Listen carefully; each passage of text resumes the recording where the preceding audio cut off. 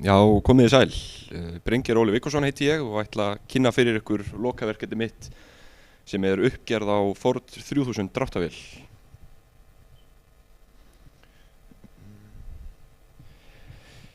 Þessi hugmynd hefur verið í kollinum á mér alveg síðan ég var krakki. Ég fekk þessa vél þegar ég var eitthvað í kringum 8 ára gamall og hefur alltaf verið draumur hjá mér að gera hann upp þegar ég er eldri. Ég sá mér því þann leik á borði að geta slegið 2 flugur í einu höggi og skila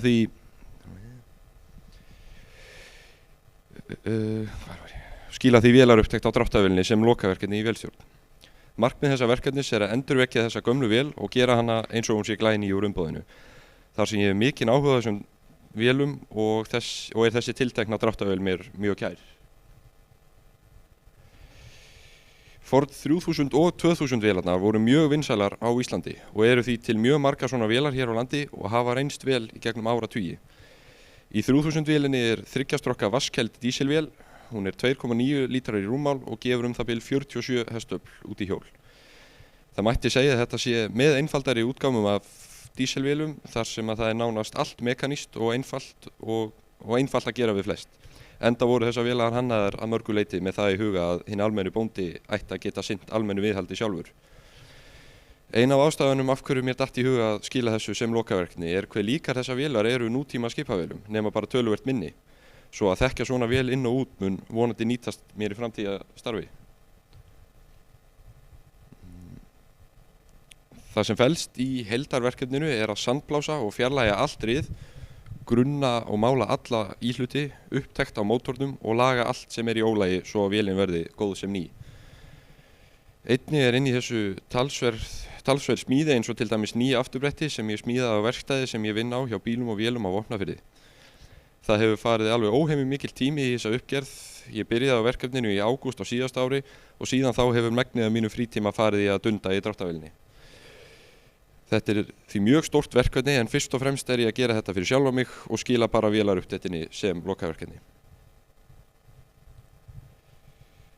Það sem að þetta er rúmlega 50 ára gömul vél og búið að keyra hana 7000 tíma var alveg kominn tími á vélarupptekt. Ég aflaði mér upplýsinga á netinu og fann þá viðgerðarhandbók fyrir þessa dráttarvél og líka upptektasett með öllum þeim helstu íhlutum og pakningum sem að þurfti til að framkvæma vélarupptekt. Það komi mikið á óvart hversu gott er að fá varaluti í þessa vél. Það er sennilega vegna þess að hve margar svona vélar voru framleiddar og eru því mjög margar enn í fullri notkun.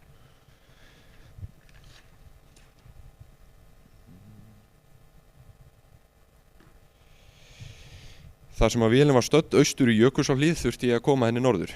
Vélin var alveg innst inn í hlöðu og þurfti því að færa frá fullt af dóti til þess að koma henni út og á kerru. Kerran sem ég notaði var ekki í neitt sérlega góðu standi og dregin af litlum Mazda pickups sem var kannski ekki alveg hentugasti bílinn í verkið. Þess vegna ferðaðist ég að næturlagi en þegar ég var kominn á Mývatnsöræfin miðjanótt sprakk dekk undir kerrunni og ég ekki með neitt varadekk, svo ég þurfti að skilja eftir alla útgerðina þar og koma daginn eftir með nýtt dekk til þess að koma henni á leiðinenda. Ég hef iðnaðarbil hér á Akureyri sem ég er með aðstöðu til þess að dunda í honum. Ég þjöppumældi hann og kom þá í ljós að það var talsverður munur á þjartþrýsting milli sílindera sem var ekki gott. Samkvæmt handbókinni má hámarksmunur milli sílindera að vera 50 pund en munurinn milli sílinders 1 og 3 var 80 pund. Þegar ég var búinn að þjöppumæla byrjaði ég að rífa mótorinn þar til að nánast ekkert var eftir nema berblokkin. Síðan slitmældi ég alla helstu íhluti og bar þær mælingar saman við þær tölur sem að framleiðandi gefur upp.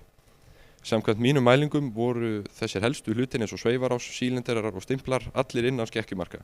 Slitfletin eins og legubakkar og stimpilfóringar voru orðnar eitthvað slitnar en þó innan marka.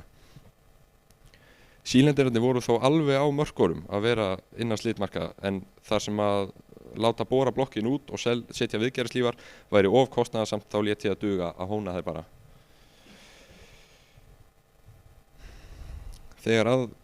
Þegar að kom að því að taka heddið í sundur þá kom í ljós að ventlarnir voru orðnir ansi slappir. Sjá mátti för á þeim að það sem hafði lekið meðfram og hefði safnast kolefnisdrulla á ventlasætin sem gerir þau óþétt og þar á leiðandi dregur úr þjöppu. Það var líka komin sprunga og aðeins rifa á afgasventilinn á sílinder 1 sem að útskýri kannski af hverju hann þjappaði minnst af öllum. Ég pantaði því sett af 9 ventlum, slípaði ventlasettin með 9 ventlunum alveg þar til að áferðin var orðin fullkomin og setti þá hettir aftur saman með 9 ventlum. með nýjum ventlum, gormum og ventlahettum. Þegar ég var búinn að taka allt í sundur, þrífa og slitmæla var komin tími til að huga að samsetningu. Þá smurði ég alla íhluti með sérstakri samsetningafeiti og passaði rosalega vel upp á hreinlæti þar sem að minnstu óhreinindi geta valdið miklum skaða. Ég setti nýjar höfulegur, stangarlegur, stimpla, hringi og stimpilfóðringar. Stimpilfóðringarnar þurfti ég að pressa í gömlu stimpilstangirnar og ríma innan úr þeim svo að stimpilbollandi pössuðu í. Í það notaði ég stillanlega rímara sem ég víkkaði alltaf jafnóðum þar til að hægt væri að pressa nýja stimpilboltan í með litlu átaki.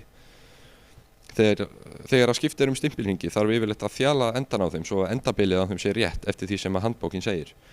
Síðan raðaði ég hringjónum á stimplana, setti þá ofan í sílinderina og slakaði þá sveifarostum í og allt hert samkvæmt herslutölum úr handbókinni. Þegar þetta gert mikilvægt að snúa sveifarostum eftir hverja legu sem maður herðir til þess að finna hvort að vélin sé stíf einhvers staðar. Síðan kvaddi ég stimpilhausana vonandi að ég þyrfti aldrei að sjá þá framar og herti hettið á mótorinn ásamt nýrri hettbakningu. Já, þarna á að vera myndband en það voru einhverjir tæknilegir erfiðleikar svo ég sýni það bara í lokin. En þegar mótorinn var komin saman ákvað ég að sprauta skrokkin á honum. Ég pússaði allt riðið á traktornum með vírskífum og fiturhreinsaði alla staði þangað til að hann var tandurhreinn. Flesta íhluti gat ég sandblásið í sandblástuskassa og sprautaði þá svo áður en ég setti það aftur saman.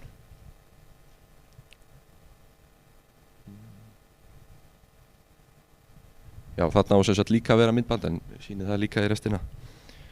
Og þegar búið var að sprauta þessa helstu hluti ásamt skrokknum gat ég því púsla megninu af honum saman og farið að huga að gangsetningu. Ég tímastilti mótorinn ásamt eldsneytisdælunni og ætlaði að reka í gang og þá fékk ég enga olíu frá eldsneytisdælunni. Eftir að hafa tekið upp dæluna kom það í ljós að ádreiparinn inni í dælunni var fastur og kom þess vegna ekkert eldsneyti. Svo ég losaði ádreiparann og lofttæmdi eldsneytislagnirnar og mér til mikillar ánægju rauk hún í gang og gekk fallega.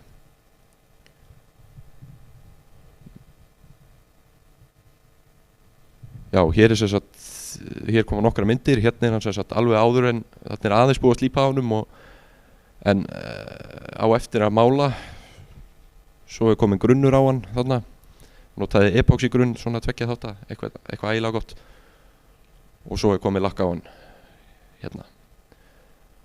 Hérna eru svo þessir mörgu íhlutir sem ég sprautaði líka til þess að setja á hann.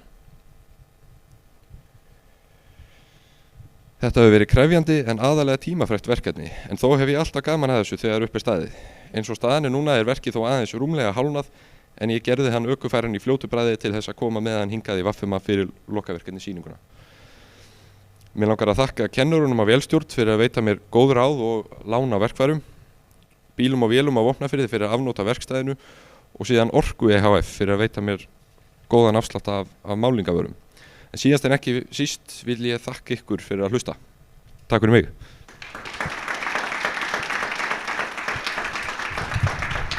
Kannski að ég sýni myndböndin snöggvast.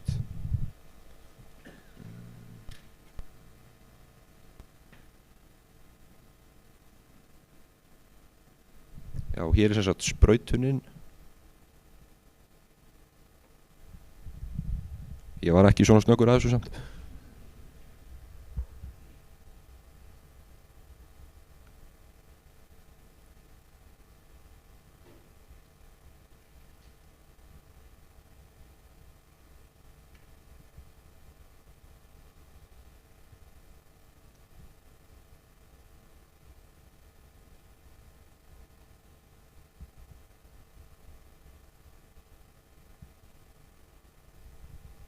Já, og síðan það gangsetningin.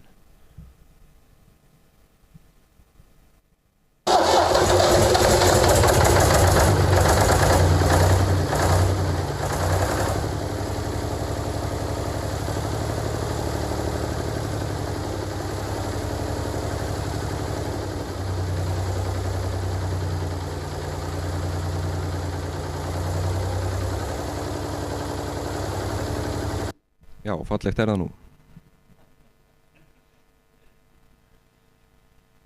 Heyrðu, já, þá segi ég bara takk fyrir mig.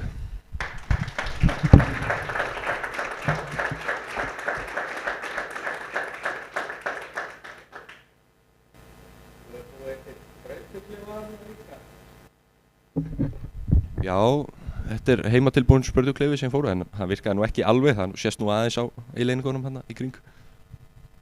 En já, voruð þið með einhverjar spurningar? Já, ég skipti líka kúplingu og burðarleguna og pressuna og allt saman sem kemur að því.